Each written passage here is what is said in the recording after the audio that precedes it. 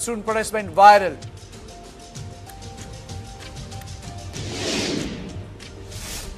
Sikkim Chief Minister Prem Singh Tamang orders probe into Sikkim tunnel explosion which killed at least 10 people. State government also announces rupees 4 lakh compensation.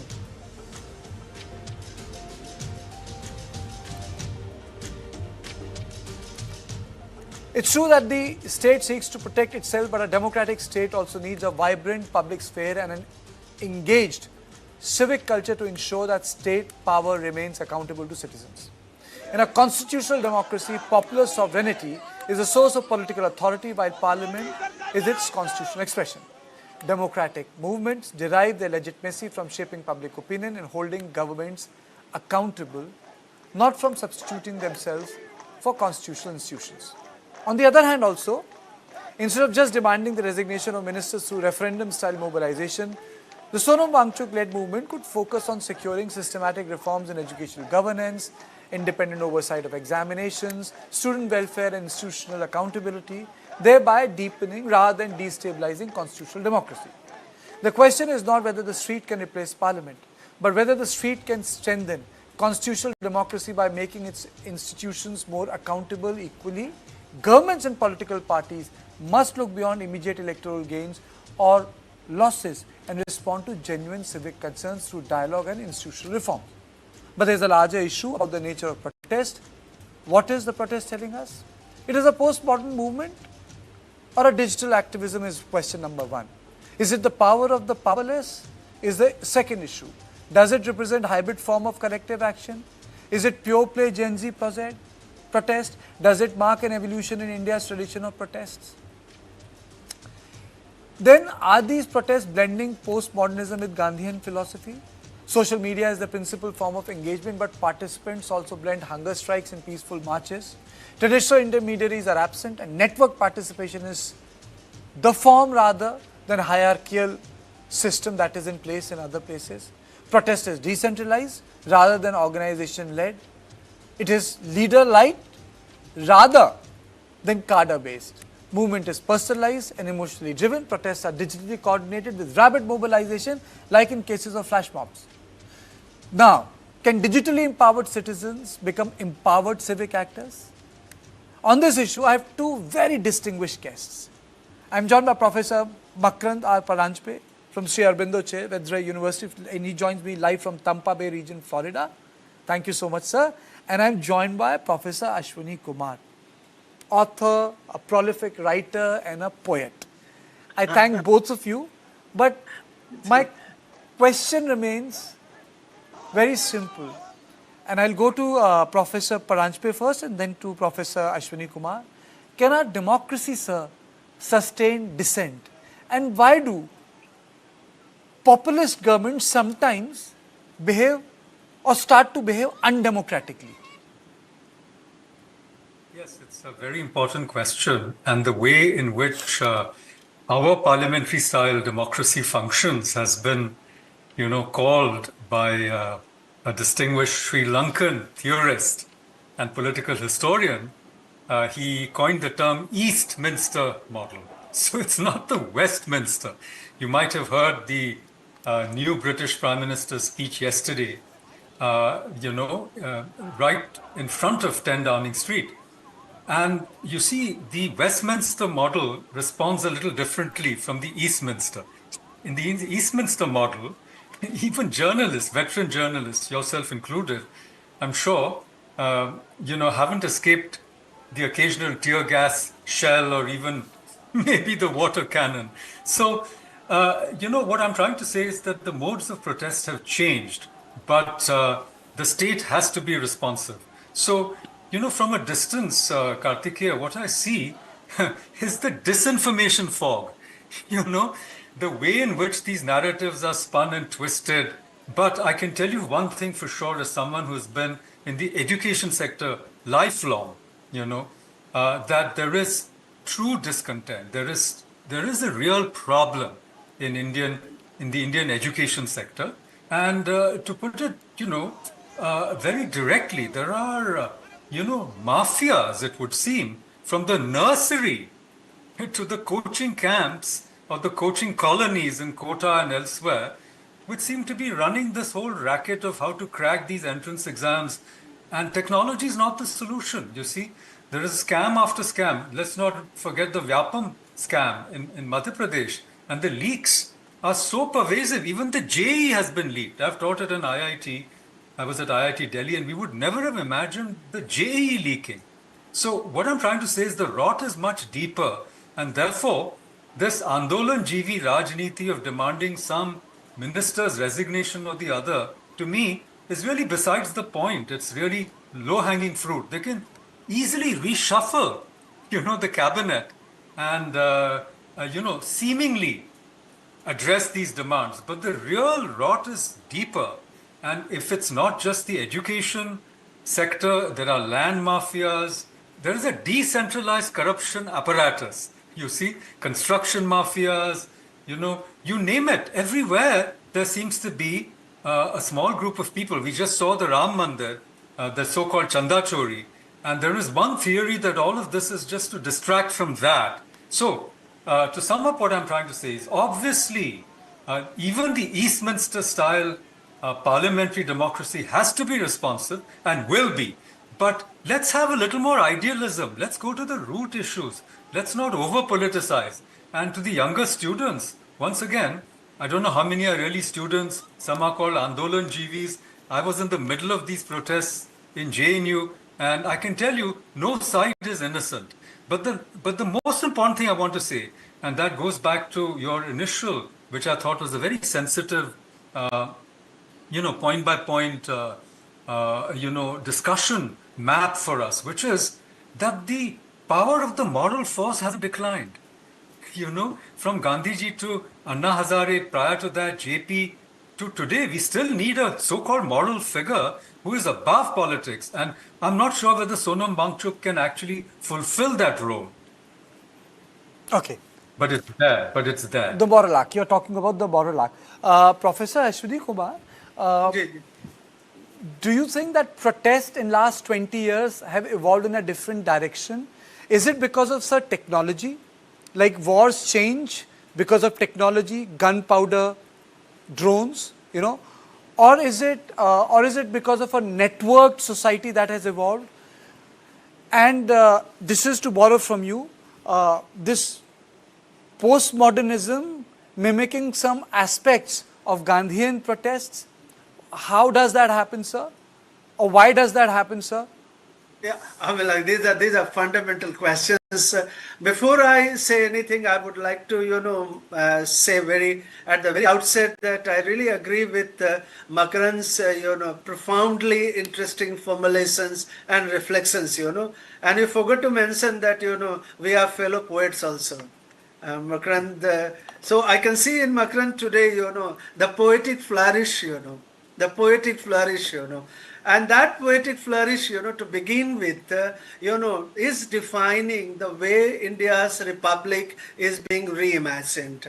I hope I'm also addressing Makarand and Karthike, both of you. This is also opportunity for us, whether we look at, the medium, the mode, the means of, you see, I'm a little uncomfortable, as Makarand is aware, of the term protest, I mean, like, but of late, if you look at Indian history, Gandhiji never said that, it's kind of a protest, He went into, a mode, in a spiritual mode, So will this postmodern, form of protest or civic engagement, let's put it more positively and perhaps, less negatively, is kind of a new mode of civic engagement where the protesters, or the activists, or the mobilizers, are trying to use what I call collectivism, collectivism. And this is part of the greater formulation in terms of Bauman's thesis of liquid modernity. That's happening all over, east to west, north, south, everywhere. Wherever there is an internet or you have a smartphone, you can become, you can generate your, cycles of civic energies. So that's very different from 19th century social movement or even from Gandhian social movement. or even Jayaprakash Narayan as a child I have seen, as a school going student, I have seen anti-emergency in Patna Gandhi Maidan, where JP was trying to use a different medium and a different way of energizing people against the dictatorship. So let me just summarize what I said. The postmodern has some positive elements, but on the other hand, it doesn't raise the issue what Makarand started out with, the deeper, and the fundamental issues, The fundamental issues today is our education system. Just look at the quota. We have worked on quota, has become suicide capital. Can we fix it? Can we, stop privatization of schools, colleges, etc., etc.? Karthikeya, look at the anger, look at the discontent, where it is coming from. The liberalization, or what we call golden goose, the whole obsession with the golden goose of the gains of liberalization has halted, not only halted, but also corrupted education. So these symptoms, the leakage, Karthikeya, let me conclude here. The leakages are actually symptoms of a larger malice, I mean, this is my 40th years of as a university professor or as a teacher in the country. Okay, now let me bring this conversation back to something which is very close to my heart. Makarand had written a book, that was my first introduction to him, Gandhi Afterlife.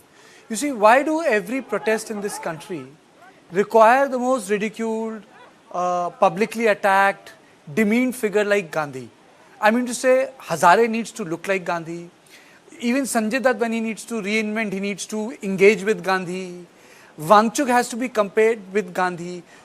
The present ruling government has incorporated Gandhi after fighting with Gandhi for so many years, a part of Gandhi but not full Gandhi.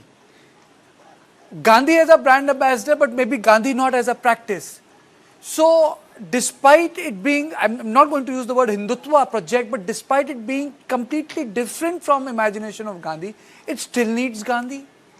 Why can't we leave Gandhi behind, or why can't we leave Gandhi behind, or why does he remain so important, Professor Makarand Paranjpe? Can you please unmute yourself, sir? Yes, I was saying, and you forgot to mention Prashant Kishore, supposedly one of our very smart, political managers and, fixers or whatever, visionaries, some people call him. The fact is that, the ghost of Gandhi cannot be laid to rest because he represents, the civilizational nerve of India, which is the moral force or the ethical or the spiritual, as my friend Ashwini said, mobilizing against vastly superior power. You see, so the room for Gandhi comes when you are, so to speak, helpless, defenseless, you don't have power, you don't have money, you're just so-called an ordinary individual, which is how a disempowered young person today may feel after, paying a ton of money, maybe pawning the jewels of the family to get into a coaching class and then having the exam cancelled. Can you imagine the frustration of such a youth? And yet they feel empowered because they feel that the right is on their side. So it's right versus might. So, and you can't reduce Gandhi to a pair of spectacles, because even if you really look through his spectacles, you will see the rot that is deep within. So what I want to say is the instrumental use of power alone, or even these flash mobs, network societies, liquid modernity, these alone will not work in India. India is not Nepal. India is not Bangladesh. And now I've just heard, correct me if I'm wrong, that the so-called farmers are also joining in. So what happens in India is no matter how you mobilize, even though you're using cell phones now, you're using Insta, whatever it is, at the end of the day, you're only noticed when you can fill up the streets. The government in power, you see, Indira's throne, as it were, starts shaking, as the Buddhist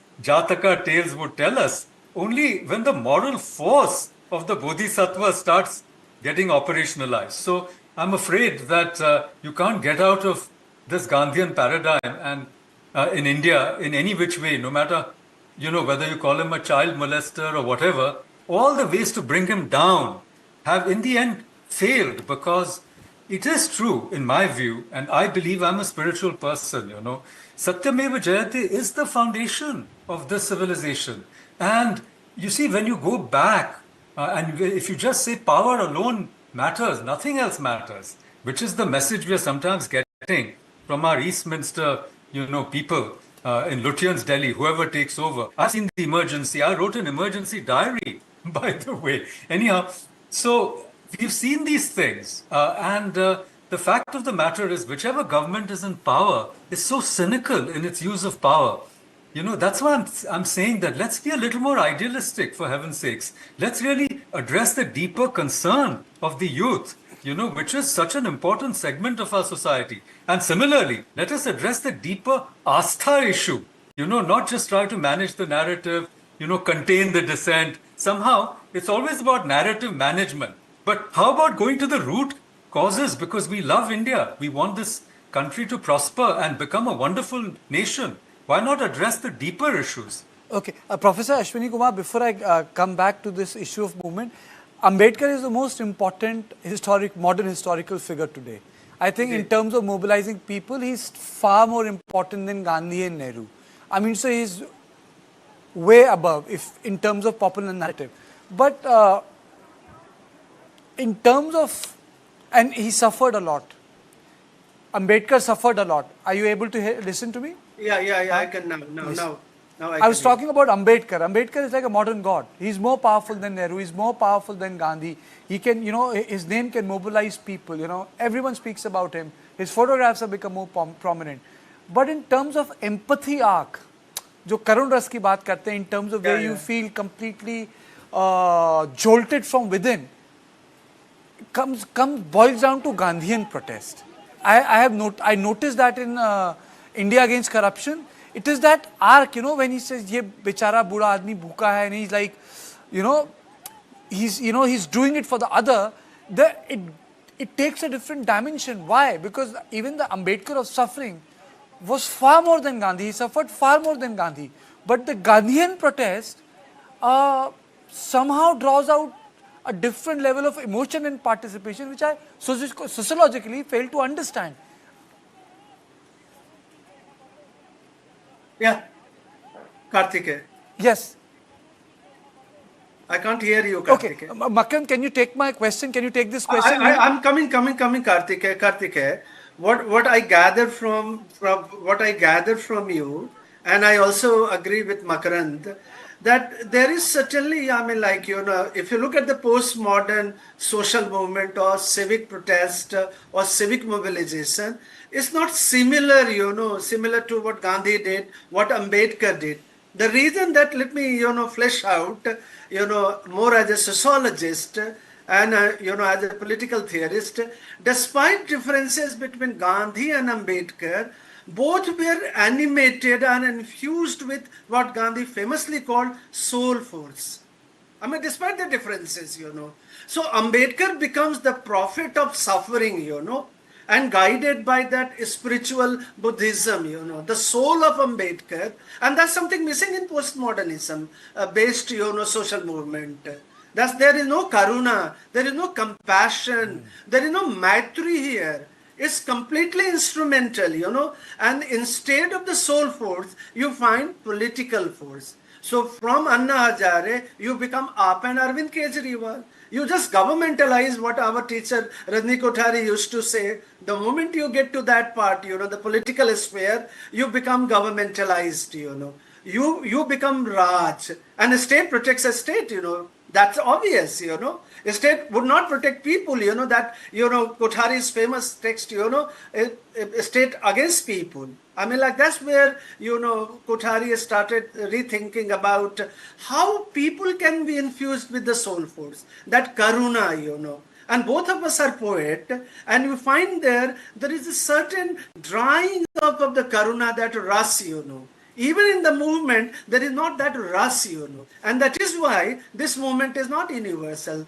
Even despite, technology, despite social media, is still quarantined, is certain part, is limited to Jantar Mantar. And let me put you, a yogi would look at Jantar Mantar as a Jantar Mantar. Well, will this Jantar Mantar solve all the deeper malices of Indian Republic? The answer is no.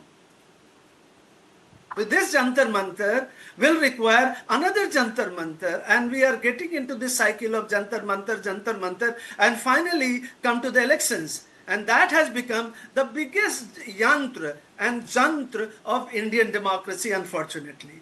Unless... But isn't that the way? Isn't that the way of looking at it? Long time back, there was a very beautiful book I wrote.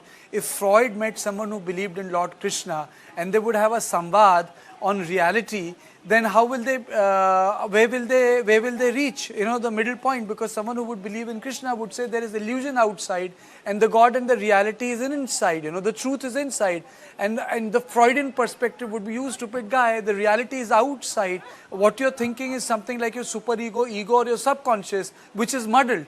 So it also depends on the way, Professor Makkand Paranjpe, the way you look at it, how you look at it. Yes, but state repression, to apply a Freudian terminology, when things are repressed, when emotions are repressed, then it creates an outburst.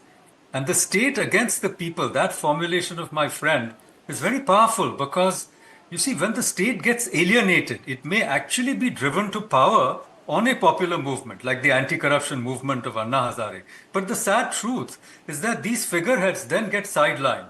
JP was sidelined. In fact, the poor man died. He was already suffering from a kidney ailment. And then there was a series of disasters, I mean, short-lived prime ministers in a chain, and the beneficiaries, trickle-down beneficiaries are still in power. You see, the Samajwadi and the other breakaway factions of the Janata Party, that erstwhile, spirit of 1977. So the point is, these popular mobilizations are still crucial. And eventually, even, whether you like it or not, the Eastminster model is about electoral change. It is not about change in any other way. So street protests must devolve into political movements. And yeah, right, what does the government want? Whichever state is in power, whichever government is party is in power and runs the state, the Jantar Mantar should just become Chu Mantar. Hatao inko, lathi charge karo, nikalo, clear it. So they don't want the, dissent to snowball into something bigger, which can shake their thrones, so to speak. Okay, so this brings me to the last question, Professor Kumar. Why do protests which are couched in an apolitical language gaining more legitimacy? The language of politics had legitimacy in 60s and 70s, like a sort of a holy grail. But anything apolitical was supposed to be like, bhai pehle padh ke aao. Now, if you couch it in apolitical language and say that it's beyond politics, it's above politics, it gains more political legitimacy. Is it contradictory, or is it a function of our time? I mean, this is paradoxical as a political scientist, in the sense it is paradoxical. It's kind of a Derridian aporia. It's like Hazare saying, it's like Anna Hazare saying, I have nothing to do with politics. But he had everything to do with politics. Exactly. And that's where my worries are here. And I take a little contrary view that most of these social movements, new social movements, and especially collectivism kind of social movements, Instagram, online petitions, they become very instrumental. They become very toxic after some time, because of this, utilitarian calculus, So when you say that I'm not a political, actually you are very political in the instrumental, toxic sense of the politics, not in the profoundly karuna, compassion, or what Ambedkar famously said, maitri. Where is the matri? I think, why karuna is a very nice word, sir? Because karuna does not function on the principle of an inclusion which excludes. Yeah. It functions on the principle where every universality, everyone is included. Even if you look at these reform movements, they call them inclusive, but they will exclude a section of it. And that's how they will define themselves. And Kartikeya, and I guess, I'm addressing to Makarand also. Look at the coercive nature, referenda. I call referenda is my way or highway, You resign, this minister X, and I become minister, as it has happened with the Anna Hazare movement, unfortunately. That's not the way, I guess, and it is here my contrary view, that necessarily a social movement or a civic movement in a Tocquevillian sense. See, that space, or what we call Habermasian public sphere, is expanding, indeed expanding, but at what cost, What is this space is doing? I mean, like, for me, let me say something, Kartikeya, both of you, as a poet, I would like to say, there has to be a dialogue. You remember Rahat Indori once said that, ढलने लगी है रात कोई बात कीजिए, बढ़ने लगी है बात कोई बात कीजिए, है जिंदगी का साथ कोई बात कीजिए, कट जाएगी ये रात कोई बात कीजिए, एक एक पल के लिए कोई बात कीजिए, बन के रहेगी बात कोई बात कीजिए. तो come together, बात करो, have dialogue to both sides. That is the soul force. That is missing. I really don't think I need to ask, unless until Professor Makkan Paranjpe wants to give a closing statement. Over to Makkan. If you want to do it, I don't think I can add anything to it. No, just a line. I'm told that Mr. J.P. Nadda did meet, the protesters. But I'm saying that there is this tension between the poetics and the politics of protest. But I want to address a very profound point, that being apolitical now is the most political form. Because there is so much distrust in the, tried and tired means of politics, which seems to be so selfish and doesn't work in the national interest. So, in a sense, national interest today is couched under the category of apolitical, which itself gets hijacked the moment it gathers steam and force. Absolutely. Even if you recall, even the Prime Minister Modi has said it on a number of occasions now. He doesn't need this. He doesn't need the power, he can give it away whenever he wants to, because, he's just here to serve. And that is why, if you recall, in the first tenure, he said, I am the Pradhan Sevak. So, absolutely. But I've really run short of time, but I think it's the best conversation I've had this year. And I'm really privileged to have both of you together on my show. I thank you very humbly. And to my viewers, this is all I had on point one, but don't go away. In on point two, we'll look at a snap poll on CGP that was conducted by VoteWide and what it says about them.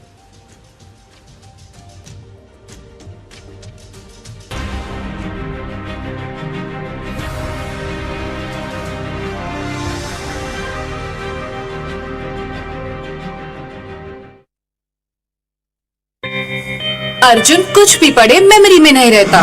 Take it, date, not bites. No added sugar, preservative के बिना. Dates, बादाम, पिस्ता, काजू और शहद से तैयार किया गया. Lion Date Nut Bites. Take it, Lion Date Nut Bites.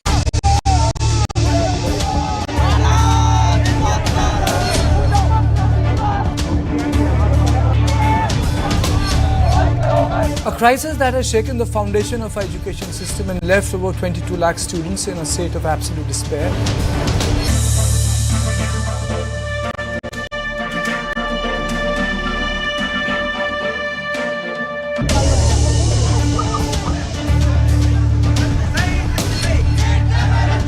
The NEET UG 2026 paper leak is no longer just a story about a stolen question paper.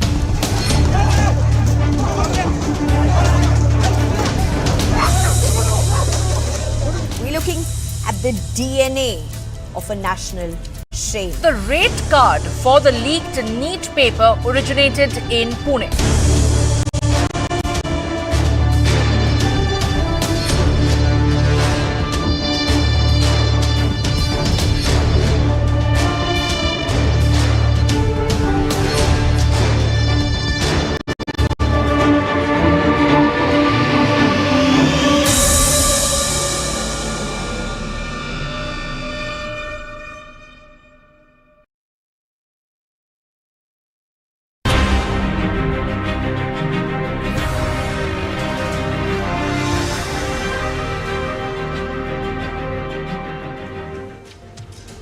Welcome to the special edition of On Point, and we in On Point will talk about Cockroach Janata Party. A poll, a snap poll that has been done on the Cockroach Janata Party. But let me begin by saying that in a way CJP has fired the imagination of students across India. A party that took people by surprise was initially dismissed as social media sensation or a toolkit sponsored from abroad. The protest that rocked Delhi on Monday too became a casualty of debate laced in the language of law and order versus dissent versus mobocracy versus democracy. The value of the story is not what it does that day, but what impact it creates in the course of time. CJP has been able to work education as an issue that was confined to student politics. CJP has taken the government by surprise. It has also taken opposition by surprise. The pundits thought that IAC was the sole exception. CJP might not acquire wings like them, but it has put the government on mat. The language of anti-social or proxies is not cutting much ice at large. But what it does not mean that government's vote base has been affected. CJP is still a story in making. CJP has got a face in Sonam Wangchuk, but the question is, can it go beyond him like AAP did with Anna Hazare, or will it disappear in a couple of months? But some quick points as per the survey that has been done, which is courtesy vote by of Amitabh Tiwari. 87% of people know about the party. 29.9% rate CJP leadership is great. Only 38% would like to vote for it, and 65.9% of the SC community is aware about it. Other point to be noted is 41.4% believe that it will impact NDA. 60% of ST voters believe that BJP will be impacted. Only 36% of urban voters feel BJP will be impacted. And CJP's main support is coming from 18 to 24 years old.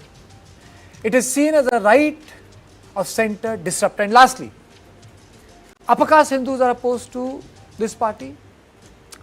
They are likely to vote against them in a big way. Muslim ST, SCs are in support. Congress vote is unaffected as per the poll, and a lot of people undecided on CJP because CJP's story is still being written. Now let me open the conversation. I'm joined by Amitabh Tiwari, political analyst and the man responsible for this entire data. Sunita Aaron, senior journalist, KV Prasad, senior journalist, and Brijesh Pandey, my input editor in studio. Let me straight away go to Amitabh. Amitabh, 87% know about it, 38% likely to vote for it. But what really caught my eye is that SC, STs are pretty much aware about it. But if you look at the performance of BJP post 2014, they have done pretty well in SC, ST constituencies. So how do you reconcile both of them? I think we need to understand the context of the CJP. And that is primarily arising from the fact that the NEET paper leak is merely a trigger. It is arising from the fact that the voice of the youth is unheard or in this entire political system. In the first Lok Sabha, we had 30% of MPs in the age group of 18 to 40. In 2024, that number is 10%, whereas the population is 40%. The average age of cabinet is, I think, 57, 58. The average age of Congress Working Committee is 68. The average age of BJP Parliamentary Board is 67. The average age of CPM Politburo is 68 to 70. Most of the people who are leading the country are grandfathers or grandmothers. That is where the crux of the problem lies. Because the voice of the youth is not represented by any political party, be it opposition or the government. I think that is why the Cockroach Janata Party has caught the imagination. But you still say in the survey it's a story in making. It is a story in making because it is just one and a half months old phenomenon. Correct. But I think primarily the genesis is lower representation in all the political parties. And the fact that most of the universities today, in most of the universities, elections are not being held or are in a limbo. Correct. So all of this is giving voice to this party who is seen as at least speaking their language. So if, as you mentioned, 18 to 24-year-old is the highest category supporter, understandably, but how many 18 to 24-year-old leaders are there in India? how many 18 to 40-year-old leaders are there in India of substance, correct? So I think that's what it is, and we have to wait and see how this pans out. May not necessarily be a political party in the making or impact electoral results, because if you see one of the questions wherein we asked whether there is a space for a new a new party based on youth, I mean the answer is mixed, correct?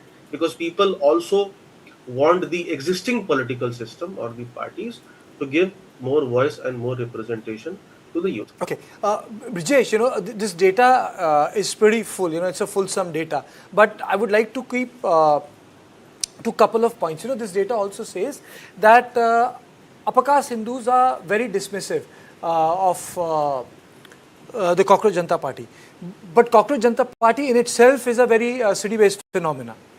Well, I would say that, honestly speaking, I don't know how, we have arrived at this conclusion that upper caste Hindus are against Cockroach Janata Party. But, if you look at if you go by penetration wise, I mean, it was very clear that, with the increase of internet, increase of social media as a platform to express your view and opinion, the fact of the matter that, the CJP got more than several millions of instantly, pretty much decided that, yes, its name and what they want to do or what they are trying to do was accessed by many, and so the people know about it. Second is, if you ask me that, whether it is going to create a big difference to the NDA, I think it will be too early to say anything to that effect.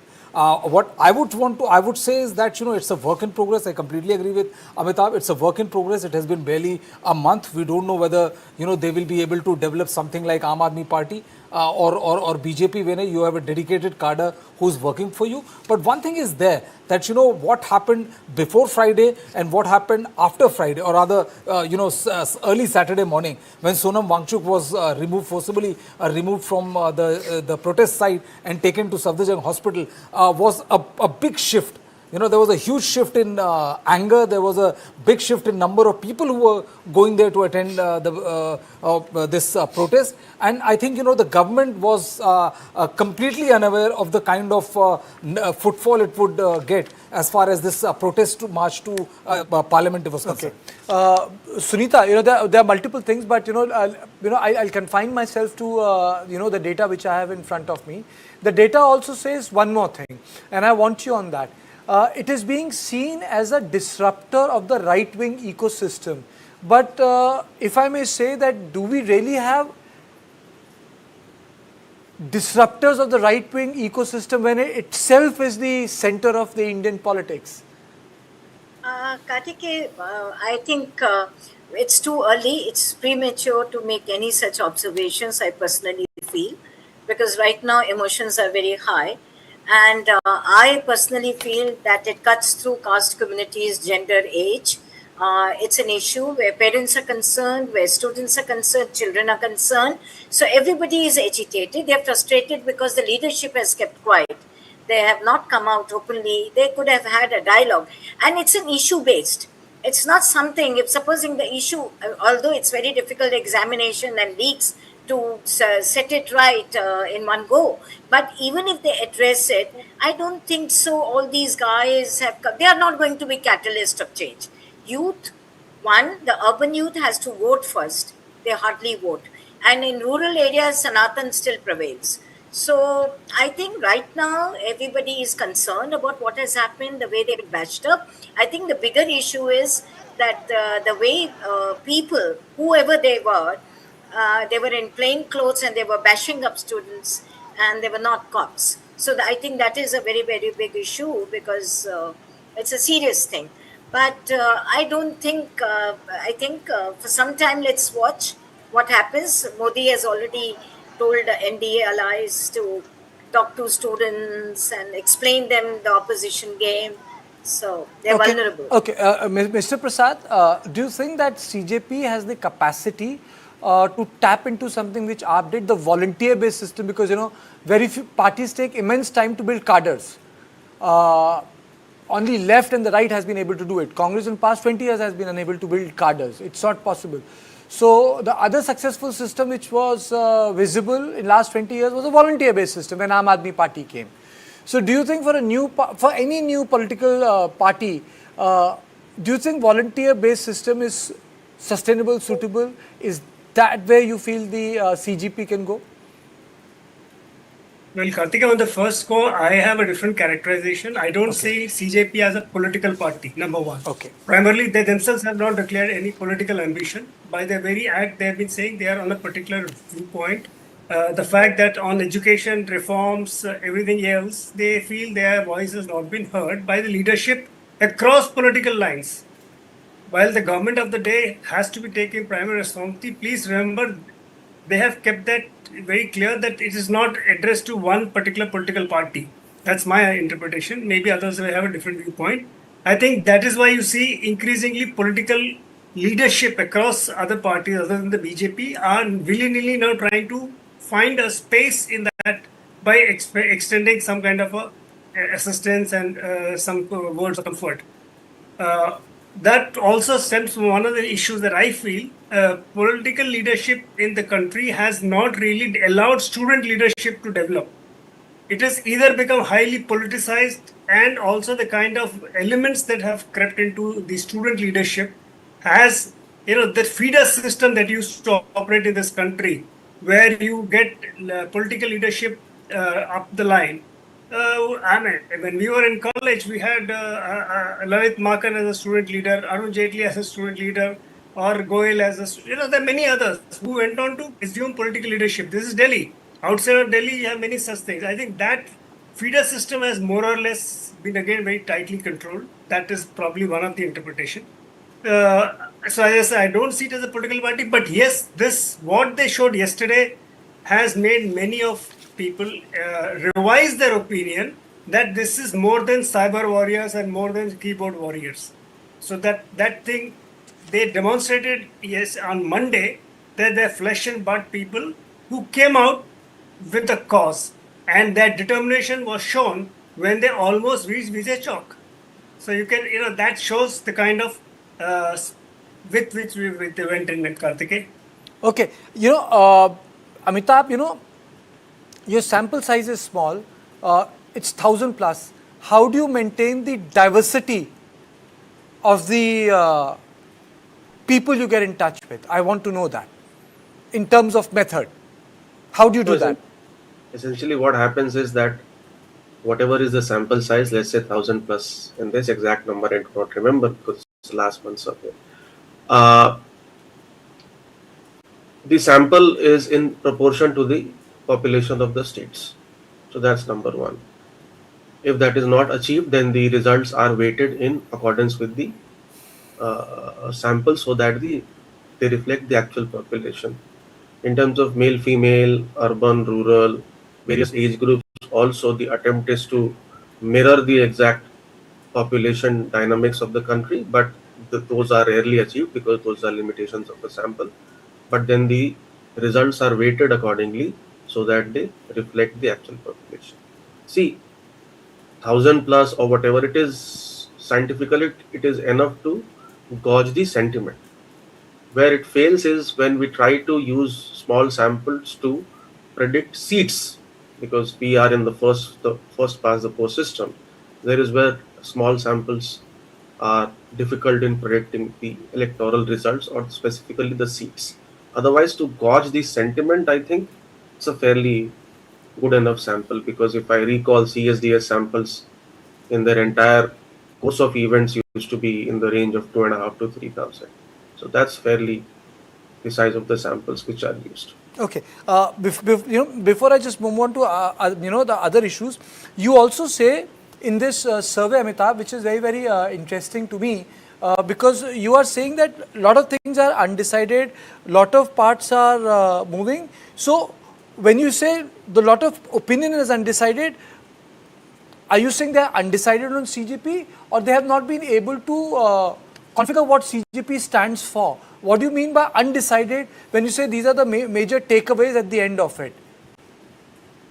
No, when we say undecided, because if you see in some of the questions, or largely in most of the questions except for awareness, the number of people who are who are saying that they are undecided on a particular issue, let's say their entry into politics or who they will damage, etc., etc., that number ranges from 15 to 20% to even 25-30% in some cases. So since it's a very new phenomenon, it's a new concept, overall, the people are still watching as to what it stands for, whether it will be able to but then create. 87% know about it and 38% are inclined to vote for it.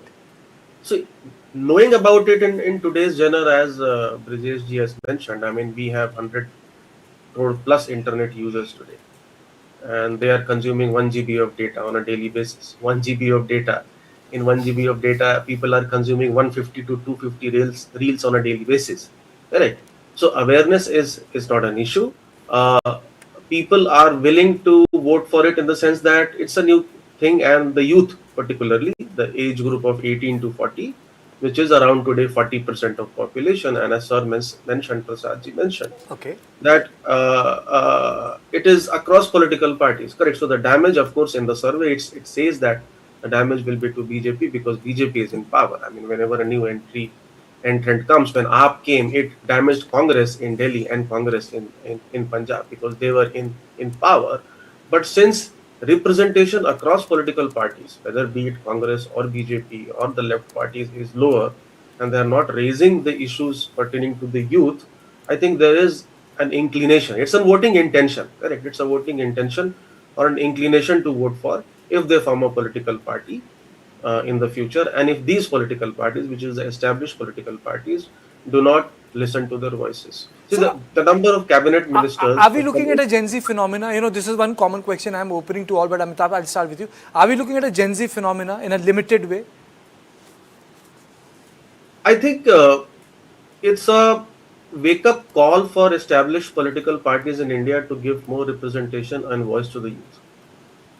I think I would say that. I mean, Gen Z, Gen Y, Gen X, whatever you call it, because we have 40% of population is the age bracket of 18 to 40, but we have 2 ministers in the union government less than 40 years of age of a cabinet of 70 plus. Correct. Brijesh. So if unemployment is the biggest issue, how are people who do not understand the issue or do not relate to the issue going to solve the issue? Correct. So that's also a big worrying factor for the youth, correct? Because their voices are not being heard, their issues are not being raised.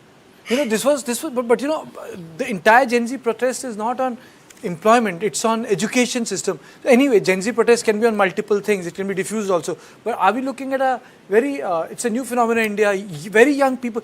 See, I would say people, I saw, I don't know whether to use the word children is not the right word, but very, very young people, you know, in the sense, you know, maybe they would have been 17 or 16. I saw young people. See, it also reflects our inability to apprehend what is going on in the society. I remember, you know, in 2013-14, before the election, you know, talking about how BJP is trying to use social media to their advantage. And I still remember, you know, a couple of very senior editors said that, you know, all of these are just keyboard warriors, people who tweet on social media or tweet on Twitter or like, you know, put it on Facebook and all. They just do that. Nobody comes out and vote. And when 2014 election happened, and then later on, you know, many realized the kind of tectonic role it played as far as spreading the message of the government of the day or the party of the day is concerned. The fact of the matter is that I broadly agree with what Amitabh is saying, is that there's a big disconnect between the 18 to 40 group and the number of representation they have, or they say within their own respective parties and all. For us,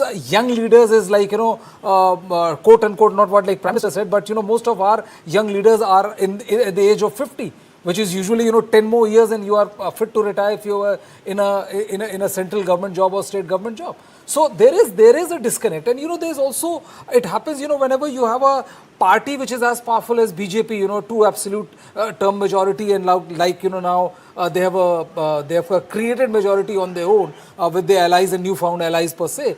There's also this you know, feeling within the party that they are above these kind of rapprochements. Okay. And I think this sheer inability to come to terms to communicate with the student has also resulted in this. Is this a new phenomenon? Very young people, you know, 10th class onwards, BA being so politically active?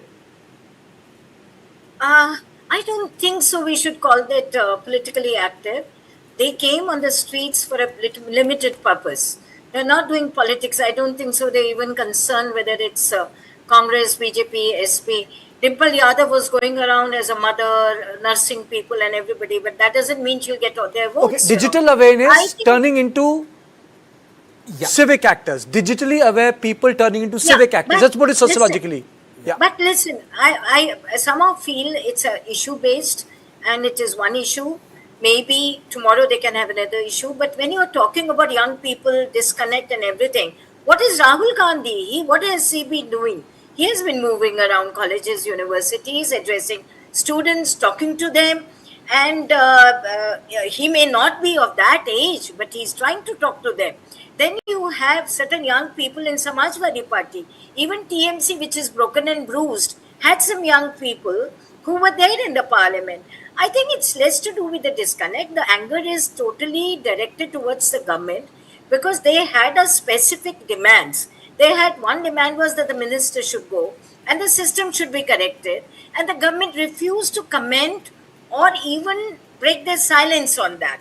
And that led to this type of. As for the young people coming, I think we must take note of the fact that this generation is very different from us. They're more aware, they're more active, they can defy their parents, and they can be on the streets. Okay, Mr. Prasad, when was the last time you remember education became an issue? Or, when was the last time? I don't... the Mandal agitation. Mandal agitation. That was one major... 1989-90. Yeah. Which is like, which is like more than 3 decades ago. Yeah. But that was in the context of equity and reservation. I mean, education as a factor because many people from felt they will be at a disadvantage. But why do you think NEET became an issue? Why is NEET propelling? See, Wangchuk was doing something else. He was booked under NSA. He was in Ladakh, and he comes out and he gives that. And he becomes a catalyst for that CJP thing.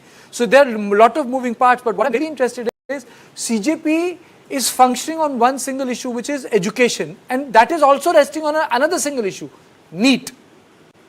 Well, just going back to the fact that this is where the younger generation feels most about their future. How is their future being directly affected? One, larger education system and NEET being a symbol of the inefficiency that has crept into the whole thing and the way people have been exploiting this. Now, I was having a conversation from somebody in the authority, I would say, I would not really say department, but that person says, "Sir, ye to hota raha hai." I said, that's not the answer. And then that man counted, a laundry list of what all happened, when all, and even, So I said, that's all gone. Nowadays, things are different. I mean, you talk to engage with any of these children, they have total different priorities. They're very clear in the mind what they want to do. They're very far too focused. They're focused and they know there's intense competition and you have to, it is a survival and the best. There's no other way. And one paper leak can cause a lot of, you've seen, apart from the unfortunate instances of death, the kind of distress, the mental trauma these children have gone. I mean, you prepared for months on end, and then everything vanishes overnight. And then you have to re-energize yourself, reorient yourself. All this is stress. I mean, where is the stress busting for them? I mean, I can share something as a personal experience. I've been nowadays teaching in a college, postgraduate level. So I engage with students on variety of issues. So I'm not saying I'm fully aware of whatever they're talking about, but it tells you that there is something which we need to listen to them and understand. Devi, I have a question for you. What sort of political ideas you get back from these students who are postgraduates? What is their idea for protest? I have questions who are questioning the very arguments and narratives that are being built in the society. Some are questioning why is it we're not allowing liberal thinking, critical thinking. They ask me questions. Why are we not hearing diverse views on issues? Why are we only being talked about one particular view? And there are others who follow a particular. So are we talking about a post-Modi generation? Pardon me? Post-Modi generation, in the sense that those who voted for in 2014-19. Well, I have never asked who they voted for. Let me be very honest, because that's not. I have been trained. I never ask here my own children where they vote for. If they come and share their choice, I have not told them where to vote. nor have I asked where they voted. Okay, Vijay, you wanted to say very I'm quickly. just saying that, apart from the paper leak, what also triggered the protest of the students was that the fact that, the NTA which was conducting tests, they were completely dismissive of the hurt, the anger and the apparent, flaw in the system. It took a 17-year-old boy, I'm forgetting the name, he was the one who on social media started exposing about how these examinations were being held and how a couple of contracts which were given in complete violation. And then, people, the kids started getting more and more angry about the fact that here is one, when you have there's a paper leak in NEET, then there's a re-NEET, and then again there's a paper leak. And what the government or the authority which is supposed to take the exam, conduct the exam properly, is giving you spiel after spiel, trying to, whitewash the entire issue. And that was a huge trigger. That 17-year-old boy, imagine Karthike, was called for the parliamentary panel and they all applauded him with the way scientifically, he exposed the entire system. Okay. So I think that was also one big trigger. I think the biggest takeaway... Karthike, just one line. Yeah. I think the education system, we have been experimenting with the entire education system. Even the CBSE, we messed it up. So it's not just one NEET. People are looking at various streams. They're looking at the education. And then it's not the focus of the government at all. We're talking about other things. We're not talking about education. We are only experimenting with it. So I think there is a general restlessness about it. Okay, but I think the survey is very, very clear, and I think it makes one point very clear. And on that note, I would like to conclude this, that there is an awareness about the Cockroach Janata Party, which is more than 80% of the people. And more than that, the awareness in the ST, SC and Muslim is there, which means that the awareness is broad-based. It's not confined to certain segments. Though yes, I must tell my voters that it's not a huge survey, but it's a reflection of what is going on. And that reflection has been discussed with my esteemed panelists.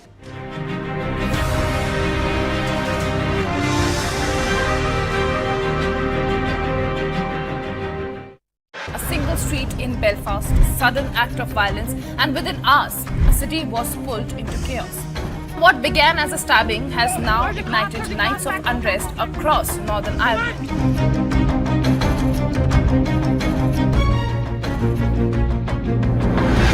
Fresh